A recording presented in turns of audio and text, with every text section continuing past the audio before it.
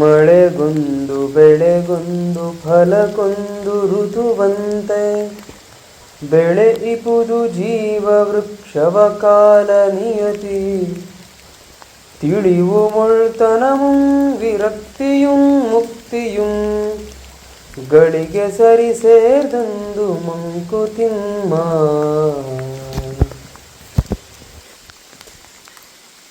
ಕಾಲಾಯ ತಸ್ಮೈ ನಮಃ ಅಂತ ಒಂದು ಮಾತನ್ನ ನಾವೆಲ್ಲರೂ ಕೇಳಿರ್ತೀವಿ. ಅದ್ರ ಬಗ್ಗೆನೇ ಇವತ್ತಿನ ಕಗ್ಗ. ಗುಂಡಪ್ಪನವ್ರು ಇಲ್ಲಿ ಏನು ಹೇಳ್ತಾ ಇದ್ದಾರೆ ಅಂತಂದ್ರೆ, ಈಗ ಈ ಮಳೆಗೆ ಅಂತ ಒಂದು ಕಾಲ ಇರುತ್ತೆ. ಇನ್ನಾದ್ರೂ ಬೆಳಿಬೇಕು ಅಂತಂದ್ರೆ ಆ ಬೆಳೆಯನ್ನು ಬೆಳೆಯೋದಕ್ಕೆ ಅಂತ ಒಂದು ಕಾಲ ಇರುತ್ತೆ. ಬೆಳೆದಂಥದ್ದನ್ನ ಹಾರ್ವೆಸ್ಟ್ ಮಾಡೋಕ್ಕೆ ಅಂತ ಒಂದು ಕಾಲ ಇರುತ್ತೆ. ಅದಕ್ಕೋಸ್ಕರನೇ ಸಂಕ್ರಾಂತಿ ಹಬ್ಬ ಎಲ್ಲ ಆಚರಣೆ ಮಾಡ್ತೀವಿ.